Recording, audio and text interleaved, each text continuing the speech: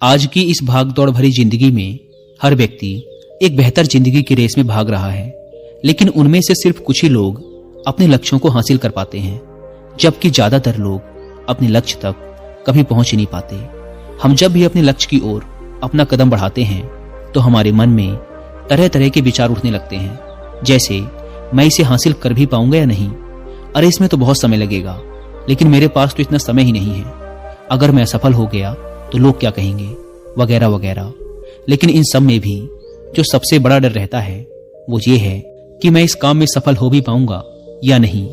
तो आज की इस बौद्ध कहानी के माध्यम से हम जानेंगे कि अपनी असफलता के डर को कैसे खत्म किया जाए, और साथ ही हम ये भी जानेंगे कि हमारे मन में यह असफलता का डर क्यों पैदा होता है, इसका क्या कारण है।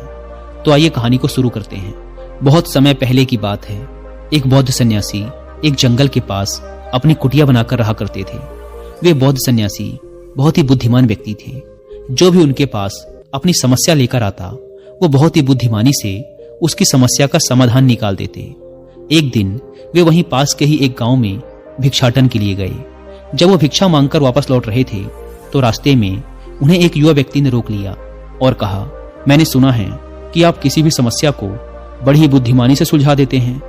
हालांकि मुझे तो जरा भी विश्वास नहीं कि आप मेरी इस जटिल समस्या को सुलझा पाएंगे, लेकिन मैंने लोगों से आपकी बुद्धिमानी के बहुत से किस्से सुन रखे हैं।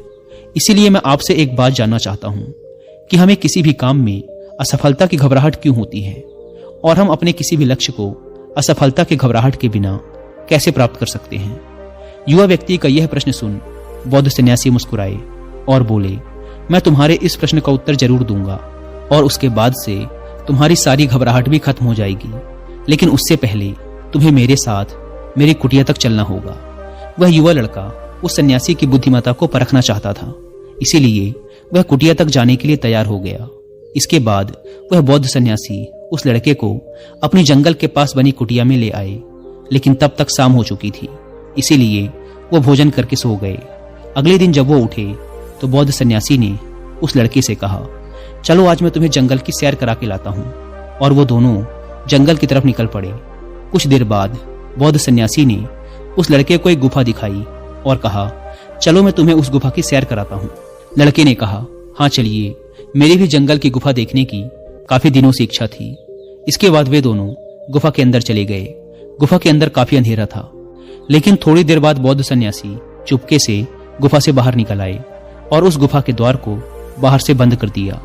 उस लड़के ने गुफा के भीतर से बहुत आवाज दी कि मुनिवर, कहाँ हैं आप, कहाँ चले गए, मुझे जवाब क्यों नहीं दे रहे। लेकिन बहुत देर तक कोई जवाब ना मिलने के बाद वह घबरा गया और घबराकर गुफा के द्वार की तरफ भागा। जैसे ही वह गुफा की प्रवेश द्वार पर पहुंचा वह हैरान रह गया कि यह क्या, यहाँ तो किसी ने गुफा के द्वार को बाहर से बंद कर दिया है, अब मैं बाहर कैसे निकलूंगा। अब वह अकेले अकेले उस अंधेरी गुफा में काफी भयभीत और परेशान हो गया। वह सोचने लगा कि कहीं उस सन्यासी ने मुझे मारने की योजना तो नहीं बनाई थी। अब वह गुफा में इधर उधर घूमकर बाहर निकलने का रास्ता ढूंढने लगा। वह गुफा में काफी देर तक इधर उधर भटकता रहा, लेकिन उसे बाहर निकलने का कोई रास्ता नहीं मिला। अब उसे जोरों की प्यास और भूख भी लग रही थी, इसीलिए वह शांत होकर एक जगह बैठ गया।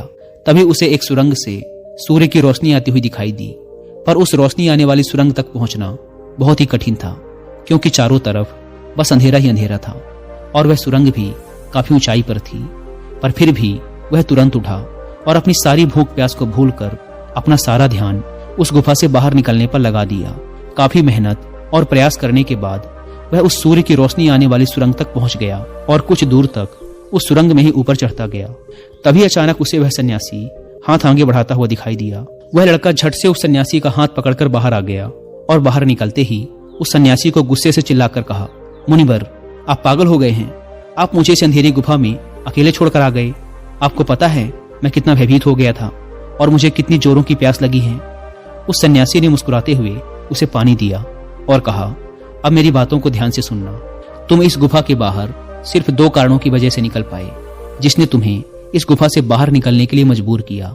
पहला कारण, क्योंकि तुम्हें जोरों की प्यास और भूख लगी थी, और दूसरा कारण, तुम्हें वहां घुटन महसूस हो रही थी, क्योंकि तुम्हें मित्रों और परिवार वालों के साथ रहने की आदत पड़ चुकी है।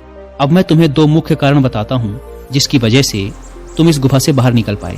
पहला कारण, क्योंकि तुम्हारे साथ वहां ये कहने के लिए लोग नहीं थे कि इतने अंधेरे में इतनी ऊंचाई पर तुम उस सुरंग तक कैसे पहुंच पाओगे, ये तो असंभव है। और दूसरा कारण, वहां ये कहने के लिए भी लोग नहीं थे कि चलो कोई दूसरा रास्ता देखते हैं, इससे भी आसान रास्ता मिल जाएगा और हम बहुत आसानी से इस गुफे से बाहर निकल जाएंगे। सफलता प्राप्त करने का नियम भी कुछ ऐसा ही है। ये तो मैंने तुम्हें सफलता कैसे प्राप्त करें इसकी एक छोटी सी दुनिया बनाकर दिखाई है, पर वास्तविक दुनिया इससे कहीं अधिक जटिल होती है। वहां हमें सलाह देने के लिए बहुत से फालतू लोग मिल जाते हैं जो खुद तो कुछ कर नहीं पाए, लेकिन हमें ज्ञान देंगे कि ये मत करो, ये बहुत कठिन है, ये तुमसे ना हो पाएगा, इससे अच्छा तो तुम वो काम कर लो, उसमें तुम्हें निश्चित रूप से सफलता मिल जाएगी। और ऐसे ही वो हमारे दिमाग को भटकाकर चले जाते हैं और हमें खुद पर संदेह होने लगता है। सफलता ना मिलने का एक बड़ा कारण ये भी है कि सफलता प्राप्त करने की प्रक्रिया बहुत लंबी होती है, और यहाँ जब हमारा मन घंटों घंटों में बदल जाता है तो फिर लक्ष्य प्राप्ति के महीनों और सालों के प्रयास में हमारा मन क्यों नहीं बदलेगा? हमारा मन बदल ही जाता है और हम उस रास्ते को छोड़कर अलग अलग रास्ते अपनाने लगते हैं। गौतम बुद्ध अक्सर अपने शिष्यों से कहा करते थे कि परेशानियां हमें तभी दिखती हैं जब हमारा ध्यान हमारे लक्ष्य पर नहीं होता, और ये बात 100% सही है। जैसे जब एक तीरंदाज तीर मारने वाला होता है तो वह अपनी एक आंख को बंद कर लेता है और दूसरी आंख से सिर्फ लक्ष्य को देखता है, तब जाकर वह अपने लक्ष्य को भेद पाता है। ठीक इसी प्रकार हमें असफलता का डर तभी लगता है जब हमारा ध्यान अपने लक्ष्य पर ना होकर रास्ते पर आने वाली कठिनाइयों पर होता है। तुम भी इस गुफा से बाहर इसीलिए निकल पाए क्योंकि तुम्हें गुफा के अंदर सुरंग से आने वाली रोशनी के अलावा और कुछ दिखाई नहीं पड़ रहा था।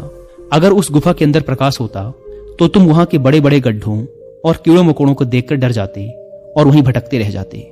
इसीलिए अपना सारा ध्यान केवल अपने लक्ष्य पर टिकाए रखो और आसपास क्या हो रहा है, लोग क्या बोल रहे हैं, उस पर ध्यान देना बंद कर दो।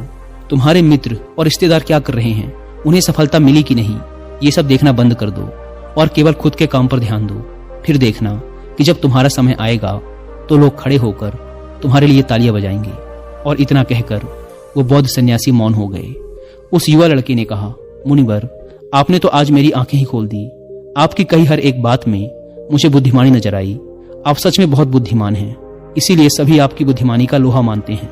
मैं आपको वचन देता हूं कि आज से मेरे मन को कभी भी असफलता का भय नहीं सताएगा। मैं अपना पूरा ध्यान सिर्फ अपने काम पर लगाऊंगा और जल्दी ही एक सफल व्यक्ति बनकर दिखाऊंगा। इतना कहकर उस लड़के ने बौद्ध सन्यासी का धन्यवाद किया और वापस अपने गांव चला गया। दोस्तों, आशा है कि आप इस कहानी की सीख को समझ गए होंगे। धन्यवाद।